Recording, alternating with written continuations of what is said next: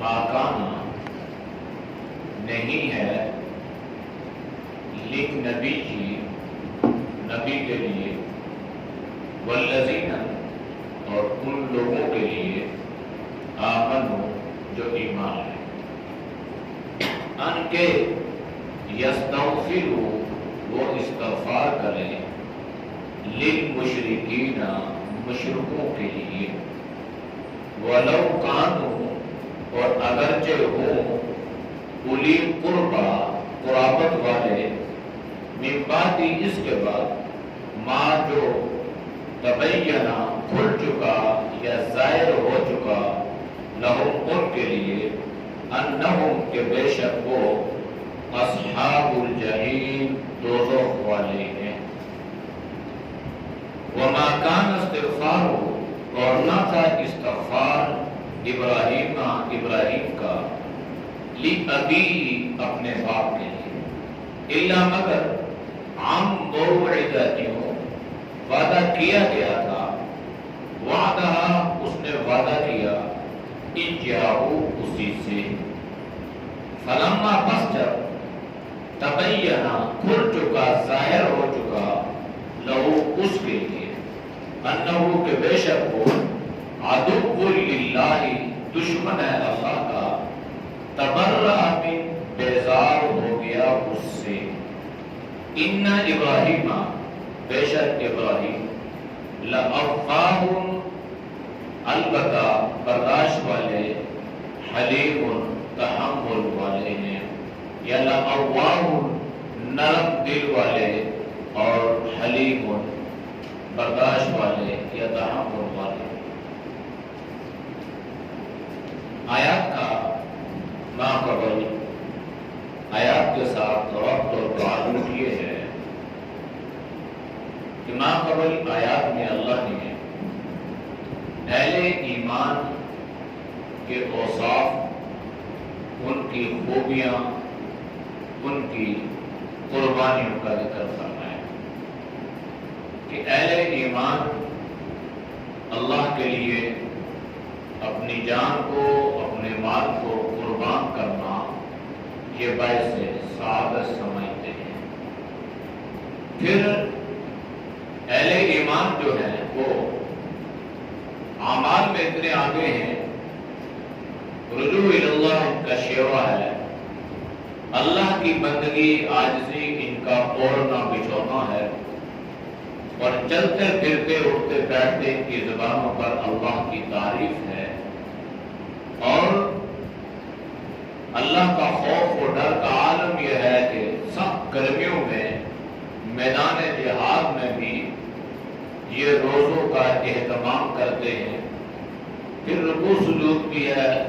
امر بالمعروف اور نہی عن المنکر بھی ہے، اور سب سے بڑھ کے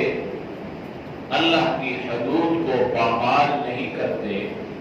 اللہ نے جو ضابطے، جو دستور، جو اصول مقرر فرمائے ہیں انہی میں رہ کر اعمال کرنے کے پابند ہیں، ان سے باہر یہ نکلتے نہیں ہیں، اور اللہ کی حدود اور قیود کی حفاظت کرنے والے ہیں۔ لہذا اب اللہ نے ان لوگوں کا ذکر فرمایا کہ جو اہل ایمان نہیں ہے، مسلمان نہیں ہے، لیکن اس کا تعلق امام الانبیاء صلی اللہ علیہ وسلم کے ساتھ قرابت داری کے اعتبار سے ہے۔ اور آپ تو اس بات کو جانتے ہیں کہ آپ صلی اللہ علیہ وسلم پر ایمان لانا یہ سب سے افضل عمل تھا۔ آپ صلی اللہ علیہ وسلم کی نسبت یا قرابت یہ معیار نہیں ہے کہ کوئی یہ سمجھے کہ وہ اعمال نہ کرے اور آپ صلی اللہ علیہ وسلم سے رشتہ داری کی بدولت کو بخشا جائے گا، یا آپ صلی اللہ علیہ وسلم اس کے لیے دعا فرمائے حالانکہ وہ ایمان والا نہ ہو، تو اللہ نے ایسا کرنے سے منع کیا۔ اور اللہ کے نبی نے اپنی لاڈلی چہیتی بیٹی حضرت فاطمہ کو مخاطب کر کے فرمایا تھا کہ اے فاطمہ، اس مغالطے میں یا اس خیال میں یا اس تصور میں نہ رہنا کہ تم محمد صلی اللہ علیہ وسلم کی بیٹی ہو، بخشے جاؤ گی، تمہارا ایک رشتہ داری والا، ایک نسب والا بہترین تعلق ہے، بہترین قرابت ہے، بیٹی یاد رکھنا اعمال کرو گی تو اللہ بخشے گا، اعمال نہیں ہے یہ گمان کرنا، یہ خیال کرنا کہ میرا آپ صلی اللہ علیہ وسلم کے ساتھ تعلق ہے، قرابت داری ہے، رشتہ داری ہے، فرمایا نہیں۔ اس لیے اللہ نے اس آیت میں ما کان علی نبی، یہ نہیں ہے نبی کے لیے مناسب، یعنی آپ صلی اللہ علیہ وسلم کے لیے یہ بات جائز نہیں ہے، یہ بات حلال نہیں ہے، یا آپ کے شایان شان نہیں ہے، آپ کے لائق نہیں ہے۔ والذین آمنوا، اور ان لوگوں کے بھی جو ایمان لائے، یعنی ایمان والوں کے لیے بھی جائز نہیں ہے، اور نبی صلی اللہ علیہ وسلم کے لیے بھی یہ بات درست نہیں ہے ان یستغفروا للمشرکین، کہ وہ مشرکوں کے لیے اللہ سے معافی مانگے، استغفار کریں، اور صورتحال یہ ہے کہ ولو کانوا اولی قربا، اور اگرچہ ان کا قریبی رشتہ دار ہی کیوں نہ ہو۔ اس میں تو مطلق کرنا ایک ضابطہ اور ایک دستور بتلایا گیا کہ مشرک کے لیے دعا کرنا جائز نہیں ہے، چاہے وہ آپ کا بیٹا ہو، چاہے وہ باپ ہو، چاہے وہ بھائی ہو، چاہے وہ بیوی ہو، یعنی جتنا بھی قرابت والا ہے، اگر وہ ایمان والا نہیں ہے، حالت ایمان میں وہ دنیا سے رخصت نہیں ہوا، تو اس کے لیے دعائے مغفرت کرنا جائز نہیں۔ اب ان آیات کا ایک پس منظر ہے، اس پس منظر کو سامنے رکھنا ہے۔ نبی کریم صلی اللہ علیہ وسلم کے ایک چچا کا نام تھا ابو طالب، اور یہ جو ابو طالب تھے یہ نبی کریم صلی اللہ علیہ وسلم کے بہت زیادہ حمایتی تھے، بہت زیادہ، اور آپ صلی اللہ علیہ وسلم کی جہاں پر سے مخالفت ہوتی تو یہ آڑ بن جاتے تھے، اور نبی علیہ السلام کو اس بات کا احساس بھی تھا یہ میرا چچا جو ہے میری حمایت میں ہے، اور ہر جگہ میرا محافظ بن کے کھڑا ہو جاتا ہے، آپ گئے بگائے تبلیغ بھی کرتے، آپ کہہ بھی دیتے کہ چچا آپ ایمان لے آئیں، آپ کلمہ پڑھ لیں، ایسا ہوتا رہتا، لیکن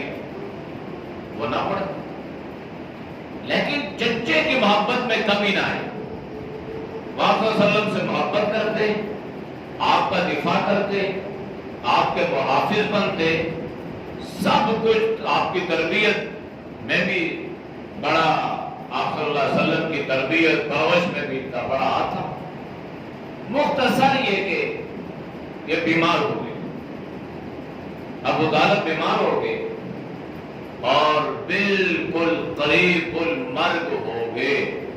ایسی بیماری۔ نبی علیہ السلام اس نیت سے ابو طالب کے پاس تشریف لے گئے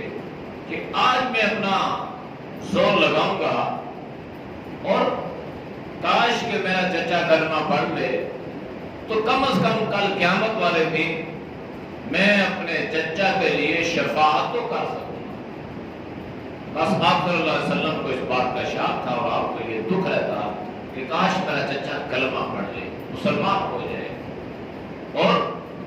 اتنا ہو جائے کہ کل اللہ کی عدالت میں اس کے مسلمان ہونے کی گواہی تو میں دے دوں نا۔ ہدایت تو اللہ کے قبضے میں ہے، جسے چاہتا ہے اللہ ہدایت عطا فرماتا ہے۔ تو ہوا یوں کہ جب آپ تشریف لائے نا، تو آپ سے پہلے یہاں پر دو بڑے خناس بیٹھے ہوئے تھے، ایک ابو جہل تھا اور ایک امیہ تھا، یہ پہلے سے یہاں بیٹھے۔ نبی علیہ السلام تشریف لائے تو اپنے چچا کے قریب ہوئے اور قریب ہو کر کہنے لگے چچا کلمہ پڑھ لو مسلمان ہو جاؤ، ویسے دنیا سے رخصتی کا وقت قریب آ رہا ہے تو کم از کم کل قیامت کے دن تیری شفاعت تو کر سکوں، تیرے اسلام لانے کی اللہ کی عدالت میں گواہی تو دے سکوں۔ میرا چچا مسلمان ہو گیا۔ آپ صلی اللہ علیہ وسلم انتہائی غم زدہ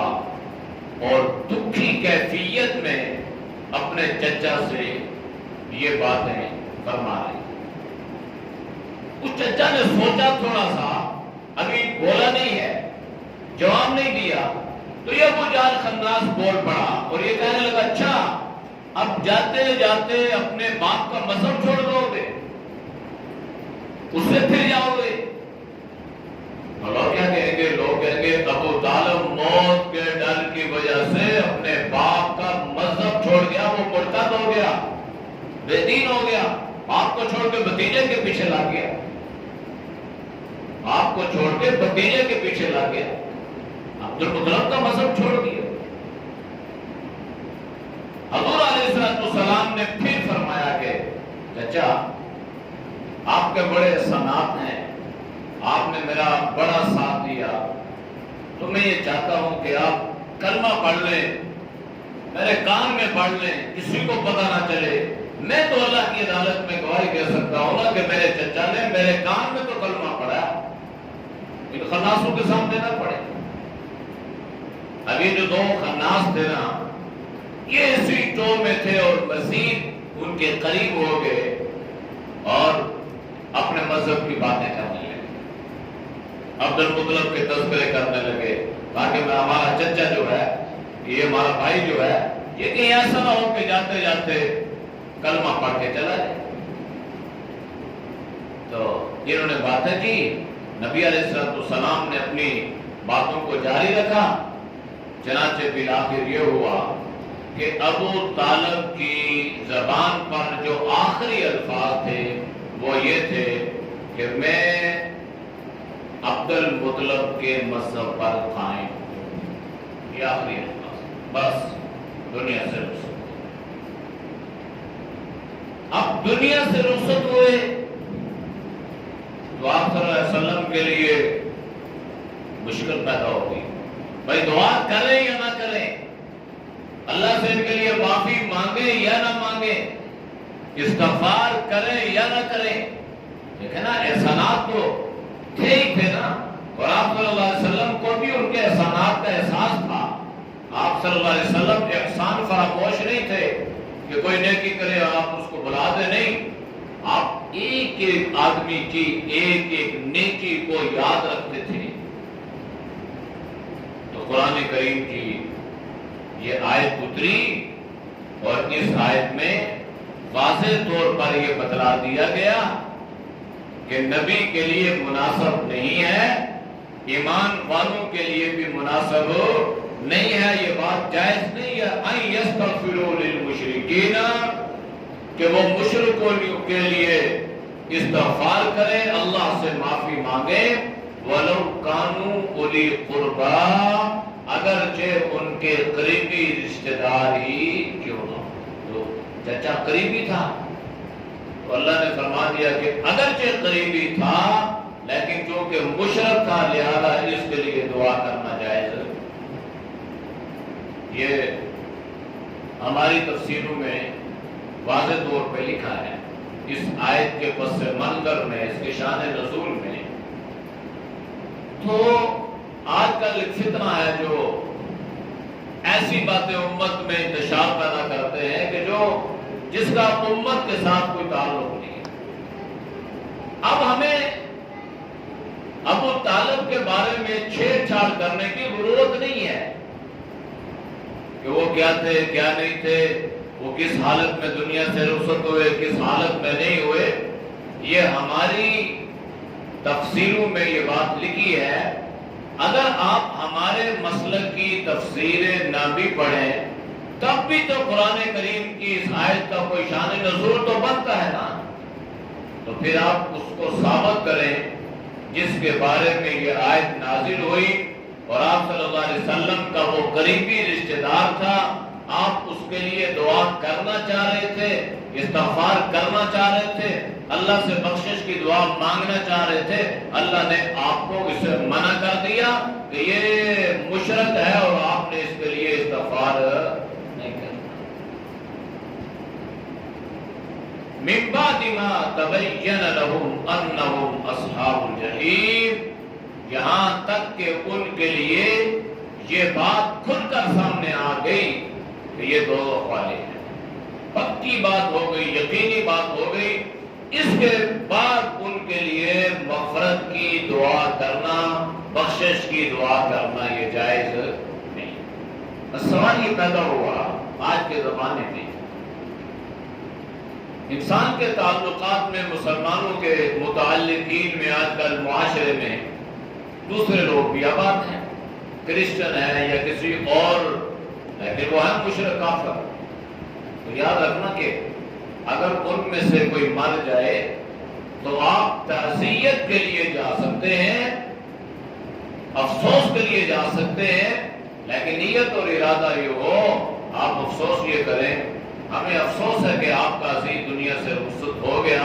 لیکن دل میں یہ نیت اور ارادہ کر لیں کہ ہمیں یہ افسوس ہے کہ حالت کفر میں دنیا سے رخصت ہوا، ہم اسے دین کی دعوت نہیں دے سکے، ہم اسے اللہ کا پیغام نہیں سنا سکے۔ باقی تعزیت کے لیے جانا یہ درست ہے، لیکن جا کے اس کے لیے دعا کرنا، استغفار کرنا یہ جائز نہیں ہے۔ خیر ہماری تعزیتیں بھی آج کل کی وہ تعزیت تو نہیں ہے، ہم بھی کسی کے گھر تعزیت کے لیے جاتے ہیں،